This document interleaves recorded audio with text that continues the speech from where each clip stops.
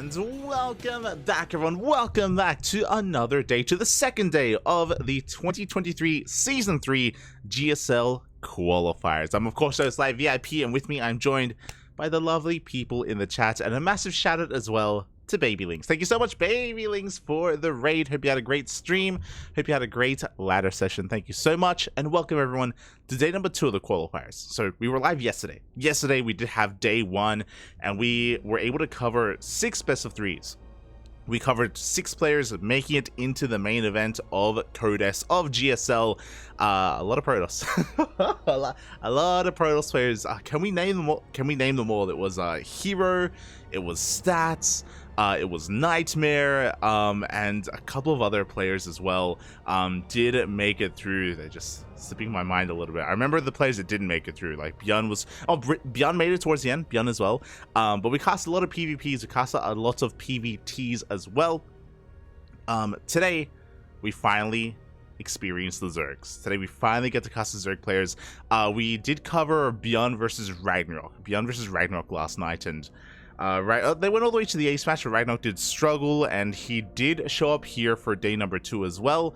Unfortunately, Ragnarok will not be featured tonight. He did not make it to another qualifying match in round 2, and Ragnarok, as a result, will not be a part of GSL Codes, which is a shame. It is a big shame. He is one of the best Zerg players in South Korea. This is why at the time, a couple of days ago, when we were casting the WTL main event, when we were covering Code A of World Team League, that's why I was putting a lot of emphasis on the fact that Mystery Gaming made it. Mystery Gaming made it into Code S of WTL, and that means that Ragnarok does have something to compete in. It means that he has something to play in. He may not be in the individual league of Code S, but he is in the team league of Code S, so he at least has that going for him, and he at least has that to work towards and build up towards as well. So at least there is some solace in that, as we are going to be covering plenty of other players tonight. We're going to be featuring players like Solar, SOS, Sue, Creator, Bunny, Keen, DRG, Scarlet, to name a few. So a lot more Zergs tonight than previously. A lot more Zergs instead. So yeah, gonna be a lot of fun. There is a command in the chat, !B, if you wish. !B, but that does contain spoilers. For those wondering, the GSL qualifiers, they took place last week. They did take place last week. They did wrap up last week, and they were not casted live. They were not covered live, but the replays were provided to the Patreon. That is where we come in. !GSL in the chat if you want to link to the Patreon page yourself. If you want to support Korean StarCraft, if you want to support GSL, Patreon is the place to do it. Oh, as we get into our next qualifying match, we're still wrapping up round 1. We have this final group here, these last 2 best of 3s for round 1, and it's going to be Solar versus SOS. Bit of a blast from the past. Let's go. Very excited. Always excited to see how these older school players, how they really compare nowadays, how they compete, how they are looking in form compared to some of these more active players. Of course, Solar coming in as one of the best Zerg players in South Korea versus SOS, a player that did take a very long break, did take a long hiatus, is coming back, but he's still only dabbling in the game. He's not a very consistent participant in these online events. So we'll see how he does. So here we go, spawning in the bottom right-hand corner of Babylon. We have the South Korean Zerg player representing Onside Gaming. It is Solar. And spawning in the top left-hand corner, we have his opponent. We have the South Korean Protoss player, the blue Protoss, representing himself, no longer on Team NV, unfortunately. It is SOS.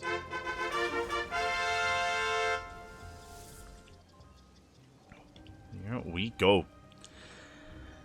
But again, SOS has, or in the previous seasons of WTL, he was competing for Team NV, but he was actually competing for Abydos, Team Abydos, but Abydos has disbanded, and SOS is not on any of the newer teams. He's not on Mystery Gaming, he's not on Twisted Minds, he's not on Macherino, so unfortunately SOS will not be a part of WTL this season. He will not be a part of the team league, but it's really cool to see him a part of these GSL qualifiers. Again, he's not full-time, like some of these other players. Like SOS, he's kind of like Stats. He's like Keen, Armani, these players that, of course, have these legacies behind them, but they do kind of have, from my understanding, they all have day jobs nowadays, kind of playing in their off time. And we'll see how he can compare to someone like Solar, who is committing everything to StarCraft, who is playing every single week in all these online events, in GSLs, in DreamHacks, traveling around the world. And yeah, again, really excited to see what he brings to the table. So far, standard openers. So far, Hatch Gas Pool here from Solar. Nothing too crazy, nothing too fancy. Likewise, SOS back at home going for a Gate Cyber Expand. Very standard openers. Of course, SOS has a big reputation. Back in the day, he was known for being very unorthodox, a little bit cheesy, very aggressive, very unusual to play against. And we have had the luxury of casting SOS recently. I mentioned before, he was in the most recent season of WTL. Every now and then, he was fielded by Team Abydos. SOS by no means was one of the stronger players on the team. SOS was overshadowed by Creator, overshadowed by Cure, by DRG. SOS, he didn't really get to be fielded too often for Abydos. So we only got to see a couple of games here and there, and he looked pretty good, especially in PvP. I do think that his best matchup is PvP, just because it's probably changed the least over time. But here against Zerg, again, the meta has been evolving. First Adept is going to be shading in, just going to be getting a read here of the bases of Solar. It is going to be a Twilight Council opener, so the aggression is on. Twilight Council into the Robo. We are pulling out of gases. This is looking like Glaive Adepts. Okay, now what kind of variation of Glaive Adepts? That is going to be the next question, because there are different kind of facets of this. There are different levels. You can go up to 4 gates, which is a more standard variation. You can go all in with 6 gates if you pull back into gas, and if you take additional gases here at the natural, you can go into even DTs as a follow-up, or even fast disruptors. For now, though, it is going to be 4 gate Glaive Adepts. We haven't taken additional gases. This is looking to be a very standard variation. This isn't all in. This is designed to do damage. This is designed to, cripple the economy in some way, but isn't designed to kill. You do expand behind this. Ideally, though, you just give yourself enough freedom, enough breathing room to force the Zerg player to stay at home while you're able to get into a longer game. Meanwhile, Solar is still trying to piece this together. He's got Lings here on the front lines, trying to get a read of what's going on. We have the Overlord going into the main. Stalker is going to deny scouting. We do have a safety Roach Warren in production here for Solar. This was around a 3-minute 50 Roach Warren, so very well timed. And even though he hasn't seen anything, I mean, his lack of seeing an Oracle or anything like that is enough of a tell. And now he will spot these Adepts. Adepts are moving out. Solar pulling back home. He got workers at 39. And he has plenty on the way. We got Lings, we got Roaches. The Queens are getting position as well. We do see SOS rotating towards that third base. How we get a ping? The Adepts have arrived. We do have 10 Adepts here for SOS. They're going to be threatening the third base. They do force the drones off the mineral line. And the Adepts will not commit to the shade. At the same time, their prison does slip into the main base, but no warp in. So far, the Queens are able to get a bit of damage done. The hatchery itself sustaining some damage as well. And the transfuses are on point. Not a single Queen goes down. Good surround on these Adepts. The Roaches are arriving. And SOS is holding... Sorry, Solar is holding really well. He hasn't taken any losses. He has successfully survived long enough to get into Roach production. He has plenty of Lings to keep up with Shades. And the Prism was denied entry into the main. And this is not enough damage. SOS is transitioning behind this. He is taking an additional Gas Geyser. He's staying on 2 bases, and he is going into a Robotics Bay for Disruptors. SOS is in a really rough position here. Again, he didn't touch the economy. He's still only on 2 bases. Overlord goes in for a scout. Overlord confirms we are mining more gas. Prism is going to try to slip into the main. Adepts are threatening either the third base or the natural.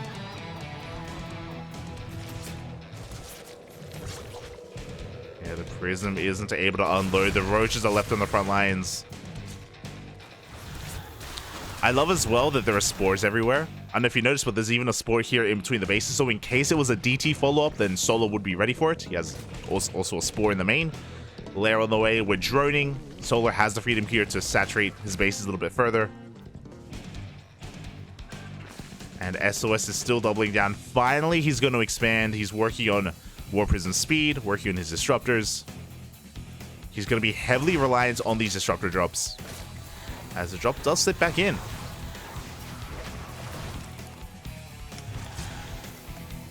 A couple of drones are going to be going down. One drone. Or two, sorry. Two workers. It's something. It's something. Don't get me wrong. But basically, sOs, he's banking so much on these disruptors. Whether it's doing economic damage or trading with the army, there is a lot of value to be had in these disruptors, and there's a lot of potential for damage. And we warped in a lot of adepts. That's the other important thing to bear in mind, is that if we look at the units lost tab here, sOs hasn't lost too much. Like, he has been very patient with his adepts. He has been preserving them, keeping them alive, building them up over time. All waiting for this next big push. He is up to 23 adepts. And those two disruptors, of course. Here we go, sOs pushing towards that third base. Novas are going to be going off big shade as well. Rushing past the army. Drones have to be pulled back. Shade is cancelled. Nova goes up. Big Nova. Oh my god. Just like that, 5 roaches go down. Sometimes one Nova is all it takes. And that was a good start for sOs, but he needs more. He needs to do that again. Oh god, no! No! Oof. One Nova goes off the middle line. The other disruptor goes down. Bit of an overextension from sOs. Losing a disruptor like that is quite brutal when we don't have a lot to begin with. Back at home, we're working on our Colossus. One disruptor, one Colossus, one dream. Third base is slowly getting up and running. Solar, he's fully saturated on 3 bases. He's got a 4th on the way. +1 melee, bailing speed. He did take a rough Nova to the face earlier, but for the most part, he's been able to hold on. He dealt with the second disruptor, and yeah, Solar, he's holding quite nicely. He's just building up his forces, not attacking yet. Oh, he does spot the move out. Does see the Colossus. The Nova goes off as well. Remember, that disruptor is now on cooldown. Army pushing in. We do have a couple of sentries. Ling's getting ready for a counterattack or even a surround. Decent piles will be connecting. 2 Colossi now join the army. Spore doing what it can. Good dodge on the Nova. And Solar, he's going for a counterattack with his Lings instead. He's holding the line here with his roaches, with his Ravagers. Bailings are waddling on in. And while he defends his third base, he does not slip in. sOs is holding back at home. But he was forced to warp in. He was forced to warp in defensively. Lings coming for a surround. Big Nova on the Roach Ravager. Oof, but the Prism will fall. And Solar, he's getting on top of the army. It's becoming quite close. The Colossus barely will survive. But he takes down the Disruptor. Oh, and charge is not done. I saw the Warped of Zealots. There is no charge, unfortunately. They can't add too much of this. And Solar, he wants the Colossus! Up! He wants it! He gets it! He barely does get one. He wants the other as well, but he will not manage to snipe it. But again, a lot of the firepower is now gone here for sOs. He lost all of his disruptors. He's down to 1 Colossus that's barely standing. He's pretty committed. Forced to rebuild his War Prism as well.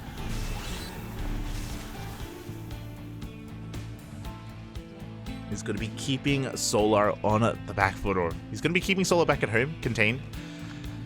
Meanwhile, Solar is just fully saturated on 3 bases. He's on 66 workers. He can just max out on Lingbane Roach Ravager from here. No! Bit of miscontrol. The Colossus goes down. The juggling! Not good enough. SOS not able to save that Colossus.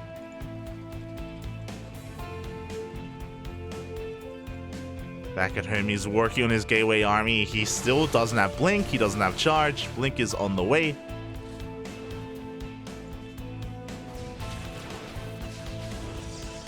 And from here, Solar, he can just drone.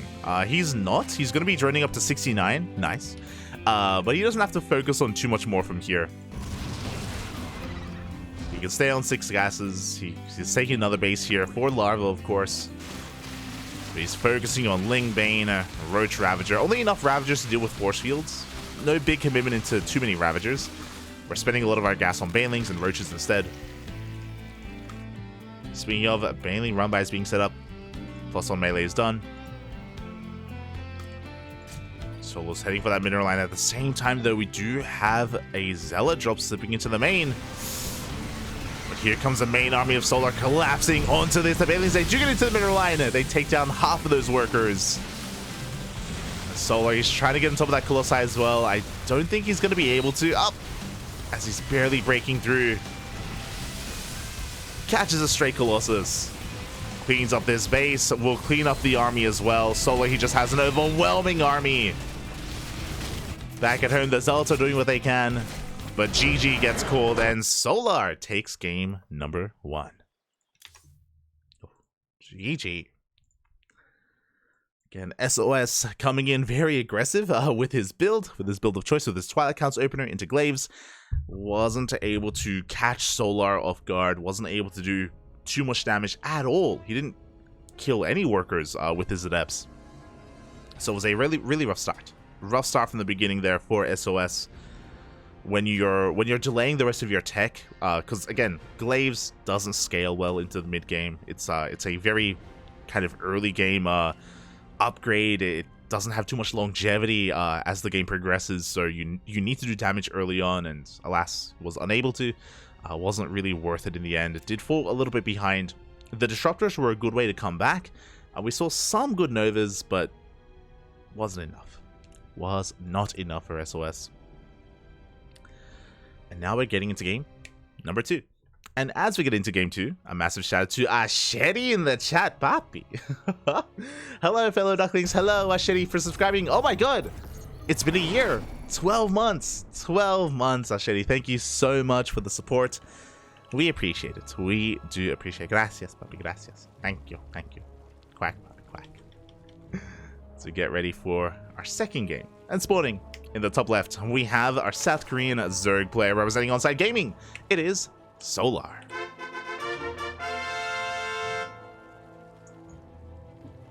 And spawning in the bottom right-hand corner, we have his opponent. We have the South Korean Protoss player representing himself. It is sOs. Catching up. I did hear that Dark was streaming. Exciting stuff. Doesn't stream too often.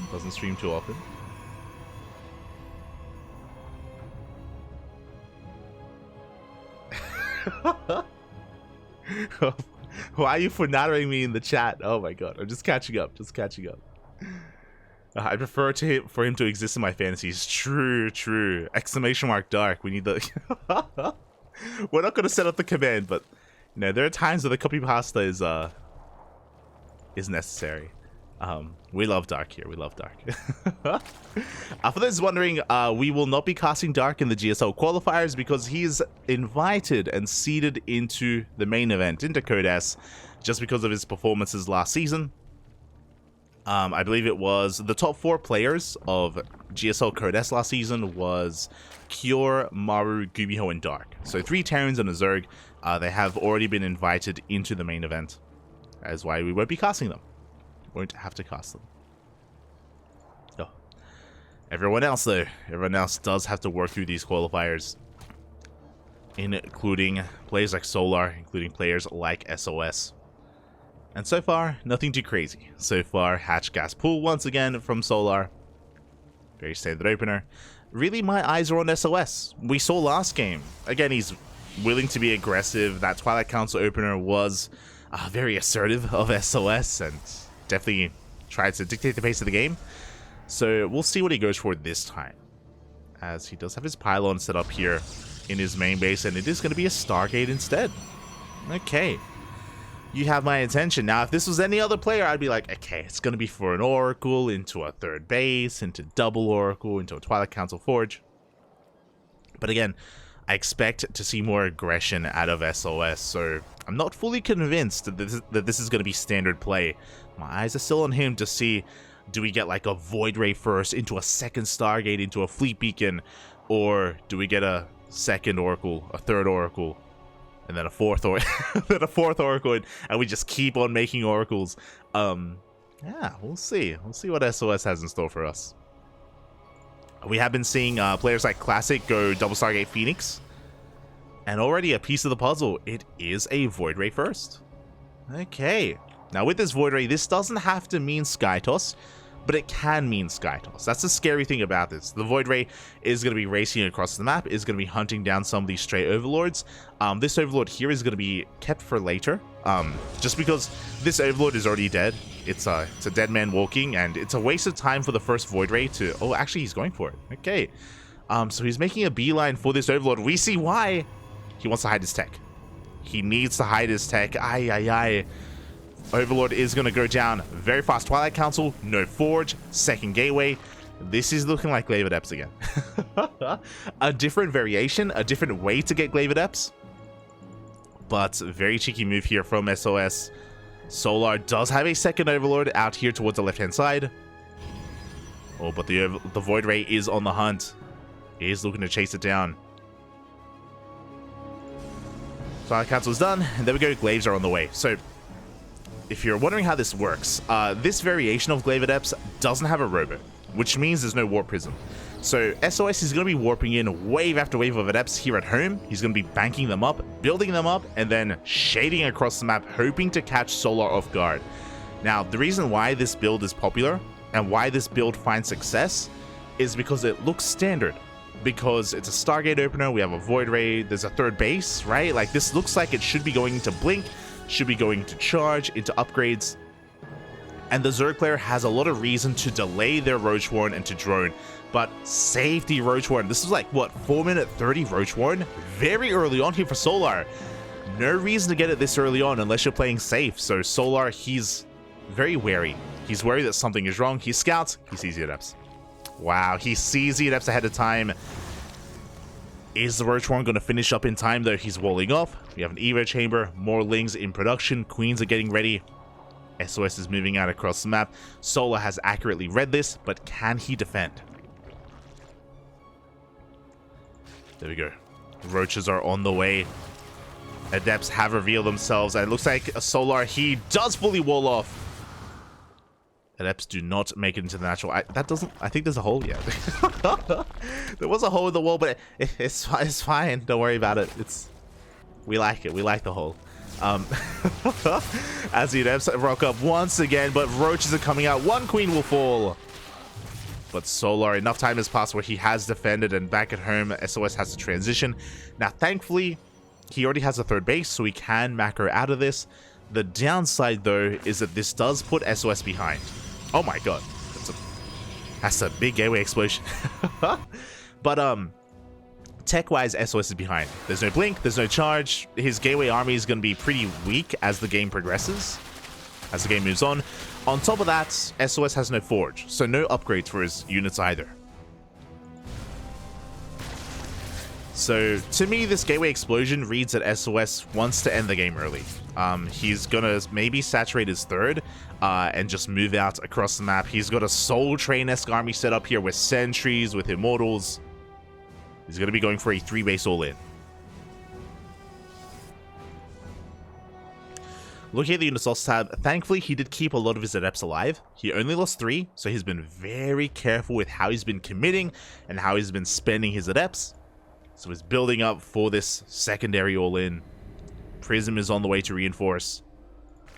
Solar, he has been droning. He droned up to 68. Not quite 69, so not ideal, but regardless, a solid economy. 3-base saturation. He can now focus on Roach Ravager, on Lings. He didn't over-drone. That's what's important.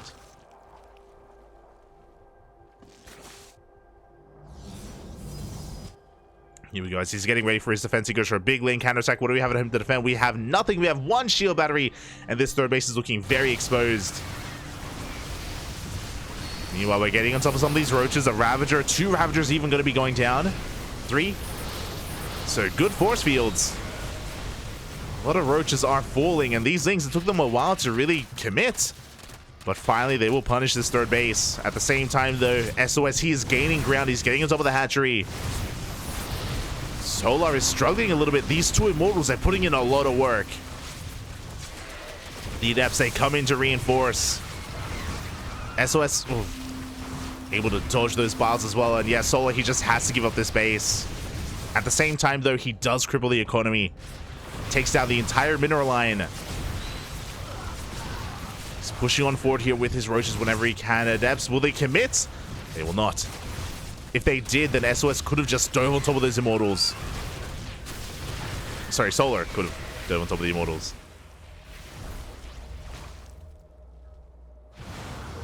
And SOS at least killed the base. That is something. But again, his economy is... it's okay behind this. He was able to save some of his workers. And SOS is turning back around. Blink is on the way. SOS looks like he's content with the damage that he's dealt. He didn't do game-ending damage, but he did enough to even things up a little bit. At least a little bit. Meanwhile, the Adepts, they shade into the main base, and yo, drones are going down. Good amount of economic damage. Forge is on the way for +1. Again, these are late upgrades. This is it's kind of a rough road to recovery here for SOS. And again, his army is not of the best quality here. Not just when it comes to upgrades, but like the units themselves. Against a mass Lingbane Roach Ravager army, Adepts are not what you want. And Solar is getting ready for his counterattack. This War Prism is going to be buying some time, and it does force Solar back. Oh, Prism taking a lot of hits. So this has to be careful. You can see Solar, he wants to commit here. Opens up an attack path. SOS is moving out. He's going to be exposing his own army. And Solar, he's looking for a fight. He wants to collapse on this. Force fields are going down. The Bailings, they do find their connections. They take down a big chunk of those sentries. Solar, he's trying to get on top of those Immortals, and it looks like he should. Oof. As the Bailings, they connect with the Adepts, they connect with the sentries as well. And yeah, Solar, he's just collapsing on this army. SOS did not do enough damage earlier. Overcharge putting in a lot of work, but the shield battery goes down. The Immortals as well. The Bailings, they get into the mineral line. And it looks like Solar is going to be taking this series. GG gets called. He takes down SOS 2-0, and Solar qualifies for GSL Code S. GG.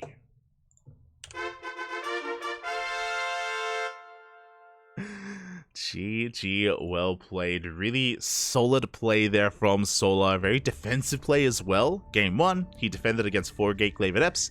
Here in Game 2, he was in the dark. He was struggling to figure out what was going on, but he went for an early Roach Warren. If you remember, I think it was a 4-minute 30 Roach Warren-ish timing, just to be safe, because the Void Ray was denying the scouts, and he was up against a Stargate into Glaive Adepts, and he was able to read that, able to defend, and able to just outscale SOS as the game progressed. Again, there was a lot of pressure on SOS to do damage.